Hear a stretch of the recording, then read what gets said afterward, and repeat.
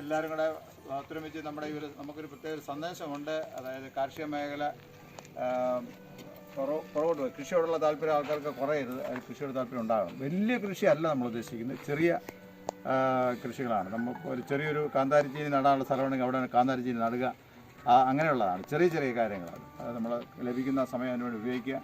അത് വേറെ കൃത്രിമമായിട്ടുള്ള വളങ്ങളൊന്നും ഉപയോഗിക്കാതെ ഈ വിഷരഹിതമായ കൃഷി രീതിയിൽ നമ്മൾ പ്രോത്സാഹിപ്പിക്കാനുമാണ്. ആരോഗ്യമുള്ള സമൂഹം എന്നുള്ളതാണ് അതിൻ്റെ ഒരു അടിസ്ഥാനം.